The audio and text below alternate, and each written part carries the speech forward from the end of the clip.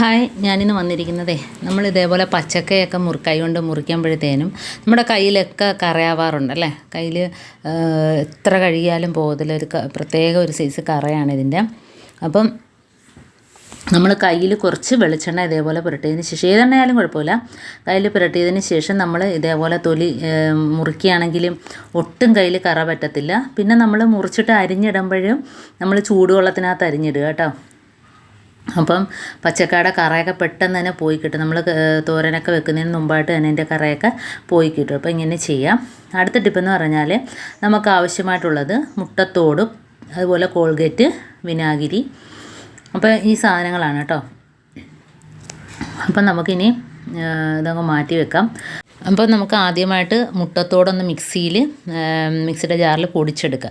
അപ്പോൾ ജാറ് നല്ല ക്ലീനായിട്ട് കിട്ടുന്നത് മാത്രമല്ല, ജാറിൻ്റെ ആ അകത്തുള്ള ബ്ലേഡൊക്കെ ഉണ്ടല്ലോ നല്ല രീതിയിൽ മൂർച്ച കൂടി കിട്ടും കേട്ടോ. അപ്പോൾ ഇത് മുട്ടത്തോട് ഇങ്ങനെ 2-3 ഇട്ട് പൊടിക്കുകയാണെങ്കിൽ നമ്മൾ ജാറിൻ്റെ മിക്സിയുടെ ജാറിൻ്റെ ഈ ബ്ലേഡൊക്കെ നല്ല രീതിയിൽ മൂർച്ച കൂടി കിട്ടും. അപ്പോൾ ഞാൻ പൊടിച്ചെടുത്തിട്ടുണ്ടേ. ഇനി നമുക്ക് ഇതിനകത്ത് തട്ടിയിടാം. ഇപ്പം നല്ല പൊടിയണമെന്നില്ല, ജസ്റ്റ് ഇങ്ങനെയൊന്ന് പൊടിച്ചാൽ മാത്രം മതി, പെട്ടെന്ന് പൊടിഞ്ഞിട്ടു കേട്ടോ. അപ്പോൾ എന്താണ് ബ്ലേഡൊക്കെ നല്ല രീതിയിൽ മൂർച്ച കൂടി കിട്ടി. അതുപോലെ മിക്സിയുടെ ജാറിനകത്തുള്ള ആ പേസ്റ്റുകളെല്ലാം പോയിട്ട് മിക്സിയുടെ ജാറൊക്കെ നല്ല രീതിയിൽ ക്ലീനായിട്ട് ഇട്ടു കേട്ടോ. ഉണങ്ങിയിരിക്കുന്ന വേസ്റ്റൊക്കെ പോയിട്ട്. അപ്പം ഇനി നമുക്ക് ഈ പൊടിയിൽ ഇട്ട് കൊടുക്കേണ്ടുള്ളതെന്ന് വെച്ചാൽ, ആദ്യം നമുക്ക് കുറച്ച് കോൾഗേറ്റ് ഇട്ട് കൊടുക്കാം. അപ്പോൾ വൈറ്റ് കളറാണ് ഏറ്റവും നല്ലത് കേട്ടോ. കോൾഗേറ്റ് എടുക്കുമ്പം വൈറ്റ് കളർ തന്നെ എടുക്കുക.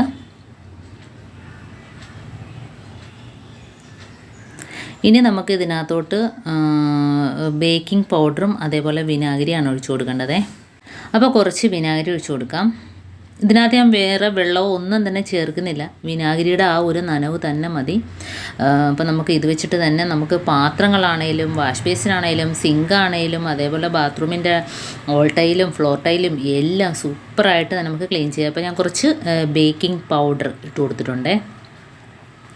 ബേക്കിംഗ് പൗഡറോ ബേക്കിംഗ് സോഡയോ ഏതാണേലും കുഴപ്പമില്ല. കുറച്ചുകൂടെ വിനാഗിരി ഒഴിച്ച് കൊടുത്തിട്ടുണ്ട്. നമുക്കിതെല്ലാം കൂടെ ഒന്ന് മിക്സ് ചെയ്ത് കൊടുക്കാം. അപ്പോൾ കണ്ടോ നല്ല രീതിയിൽ നല്ല കുഴച്ച് എടുത്തിട്ടുണ്ട് കണ്ടോ. അപ്പോൾ ഈ ഒരു സൊല്യൂഷനാണ്, അടിപൊളിയാണ്, എല്ലാവരും ഒന്ന് ചെയ്ത് നോക്കുക. അപ്പോൾ നമുക്ക് കയ്യിൽ ഇതേപോലെ ഒരു കവറൊന്ന് ഇട്ട് കൊടുക്കാം. അപ്പോൾ നമുക്ക് കയ്യിൽ ബ്രഷും കാര്യങ്ങളും ഒന്നുമില്ലാതെ തന്നെ നമുക്ക് കൈ വെച്ചിട്ട് തന്നെ വൃത്തിയായിട്ട് ക്ലീൻ ചെയ്തെടുക്കാം കേട്ടോ. അപ്പോൾ നമുക്ക് കൈ കൊണ്ട് ക്ലീൻ ചെയ്യുന്നതിൽ ഏറ്റവും നല്ലത് ബ്രഷ് എടുക്കുന്നതിനേക്കാളൊക്കെ ഇതിൽ നിന്ന് ഒരു സ്വല്പം മാത്രം മതി കേട്ടോ. ഇതിപ്പോൾ ഞാൻ ആദ്യം നമ്മുടെ ബാത്റൂമിൻ്റെ ടൈലാണ് ക്ലീൻ ആക്കുന്നത്. ഇപ്പോൾ നല്ല രീതിയിൽ ഇതുകൊണ്ട് കരിമ്പനൊക്കെ അടിച്ചിരിക്കുന്നുണ്ട്. ഇപ്പം നമ്മളിത് തുടമ്പം തന്നെ പെട്ടെന്ന് തന്നെ അതൊക്കെ പോയി കിട്ടും ഉണ്ടോ. അപ്പോൾ ആദ്യം ഒന്ന് ടൈലൊന്ന് നനച്ചിട്ട് തേച്ച് കൊടുക്കുക. അപ്പം വളരെ എളുപ്പത്തിൽ തന്നെ അതുകൊണ്ട് അതിൻ്റെ ടാപ്പ് കാര്യങ്ങളെല്ലാം നമ്മുടെ ബാത്റൂമിനകത്ത് ബക്കറ്റ് ഉണ്ടെങ്കിൽ അത് എല്ലാം ഈ ഒരു സാധനം വെച്ചിട്ട് തന്നെ, പ്രത്യേകിച്ച് സോപ്പൊക്കെ ചേർക്കുമ്പം കയ്യിലൊക്കെ തൊടുന്നവർക്കൊക്കെ അലർജിയൊക്കെ ഉള്ളവർക്ക് ഇത് നല്ലതാണ്. പ്രത്യേകിച്ച് മുട്ടത്തോട് നല്ല രീതിയിൽ ക്ലീനായിട്ട് കിട്ടും. ഇപ്പോൾ ഞാൻ തൊണ്ട കുട്ടികളൊക്കെ മതിലൊക്കെ വരച്ചിട്ടുണ്ടെങ്കിൽ ഇതെല്ലാം ഒന്ന് മായ്ച്ച് കളയാം, വളരെ ഈസിയാണ് കണ്ടോ. ഇങ്ങനെ തേക്കുമ്പം തന്നെ പെട്ടെന്ന് ഒന്ന് തൊട്ടാൽ മതി, പേനയുടെയൊക്കെ അതുകൊണ്ട് ഇങ്ങനെ ആക്കുമ്പം തന്നെ പോവും. അതിന് ശേഷം നമുക്ക് നനഞ്ഞ ഒരു തുണിയിട്ട് തുടച്ചെടുത്താൽ മാത്രം മതി. മതിലിനകത്തുള്ള അഴുക്കും അതേപോലെ കുട്ടികളൊക്കെ ഇതേപോലെ വരച്ചിട്ടുണ്ടെങ്കിലൊക്കെ പെട്ടെന്ന് ക്ലീനായിട്ട് കിട്ടും. ഇനിയിപ്പോൾ ഞാൻ തുടച്ച് കാണിച്ചു തരാവേ. നനഞ്ഞൊരു തുണി വെച്ചിട്ട് പെട്ടെന്ന് അങ്ങ് തുടച്ച് മാറ്റിയാൽ മാത്രം മതി. അപ്പം വളരെ നിസ്സാരമായ സാധനങ്ങൾ വെച്ചിട്ട് നമുക്ക് ചെയ്യാൻ പറ്റുന്ന അടിപൊളി ഒരു സൊല്യൂഷൻ തന്നെയാണിത്. കണ്ടോ ഉരച്ച്. ഇനി ഞാനൊന്ന് തുടച്ചെടുക്കാവേ. ഇപ്പോൾ ഉരച്ച ഭാഗം മാത്രമാണ് കാണിക്കുന്നത്. ഇനിയിപ്പം ഒരു ടവൽ നനച്ചിട്ട് തുടച്ചെടുക്കുമ്പോഴത്തേന് നോക്കണം ആ വ്യത്യാസം. അപ്പോൾ കണ്ടോ, പഴയ ഒരു തുണി വെച്ചിട്ട് തുടച്ചെടുക്കുക. നല്ല രീതിയിൽ പെട്ടെന്ന് തന്നെ പോയി കിട്ടിയിട്ടുണ്ട് കേട്ടോ. കുറച്ച് ഭാഗം മാത്രമാണ് ഞാൻ കാണിച്ചത്. ഇതുപോലെ നമുക്ക് നമ്മുടെ ഭിത്തിയെല്ലാം ഇതേപോലെ ചെയ്യാം. അതേപോലെ നമ്മളെ ബക്കറ്റുകളൊക്കെ ഇഴുക്കലൊക്കെ പിടിച്ചിട്ട് ഇരിക്കുകയാണെങ്കിൽ ഇത് വെച്ചിട്ട് ഇത് വളരെ നിസ്സാരമായിട്ട് തന്നെ ഒന്നിട്ട് കൊടുത്താൽ മാത്രം മതി. ഉരയ്ക്കേണ്ട ഒരു ആവശ്യമില്ല. ഇതിപ്പോൾ ഞാൻ ഇതേപോലെ ഒന്ന് കറക്കി എടുത്തിട്ടേ ഉള്ളൂ കണ്ടോ. പെട്ടെന്ന് തന്നെ ക്ലീനായിട്ട് കിട്ടിയിട്ടുണ്ട്. കാണാനകത്ത് ചേർത്തിരിക്കുന്നത് ബേക്കിംഗ് പൗഡർ, അതേപോലെ തന്നെ വിനാഗിരി, കോൾഗേറ്റ്, മുട്ടത്തോട് എല്ലാം സൂപ്പറാണ്. അപ്പം നമ്മൾ വെറുതെ കളയുന്ന സാധനങ്ങൾ മാത്രം മതി. ഇതൊക്കെ നിസ്സാരമായ വിലയ്ക്ക് കിട്ടുന്ന സാധനങ്ങൾ മാത്രം വെച്ചിട്ട് നമുക്ക് ഇങ്ങനെയൊക്കെ ചെയ്യാനായിട്ട് പറ്റും. എല്ലാവരും ഒന്ന് ചെയ്ത് നോക്കുക. ഇനി നമുക്ക് അടുത്ത ടിപ്പെന്ന് പറഞ്ഞാൽ ഇതിപ്പം പെരിഞ്ജീരകമാണ് കേട്ടോ. എന്ന് വെച്ചാൽ വലിയ ജീരകം നല്ല വറുത്ത് നല്ല മണമൊക്കെ ആയിട്ടിരിക്കുന്ന നല്ല വറുത്ത് മൂപ്പിച്ചെടുത്തതാണ്.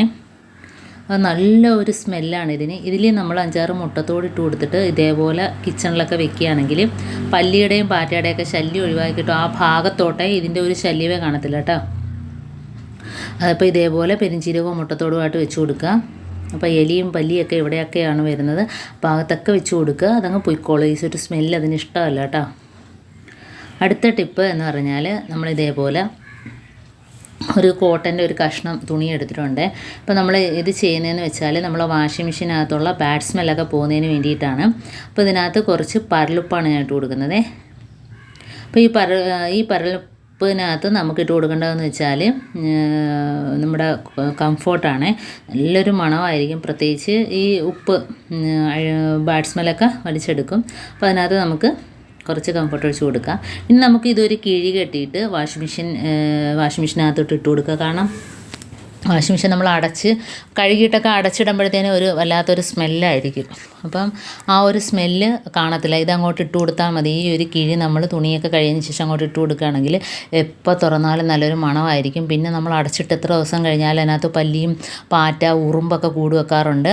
അപ്പോൾ അങ്ങനെയൊന്നും ചെയ്യില്ല. കാരണം ഈ ഒരു സ്മെല്ല് അതിനകത്ത് നിറഞ്ഞു നിൽക്കും കേട്ടോ. അപ്പോൾ നമുക്കിത് വാഷിംഗ് മെഷീനകത്തോട്ട് ഇട്ട് കൊടുത്തതിന് ശേഷം അടച്ചിട്ടേക്കാം.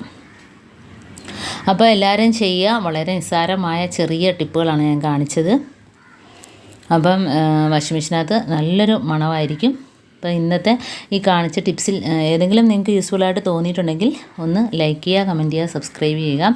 അതേപോലെ ബെല്ലൈക്കൻ എനേബിൾ ചെയ്താൽ മാത്രമേ ഞാനിടുന്ന ഓരോ വീഡിയോസും നിങ്ങളുടെ മുമ്പിൽ എത്തുകയുള്ളൂ. അപ്പോൾ ഇനിയും അടിപൊളി വീഡിയോസുമായിട്ട് വീണ്ടും കാണാം. അതുവരേക്കും താങ്ക്സ് ഫോർ വാച്ചിങ്.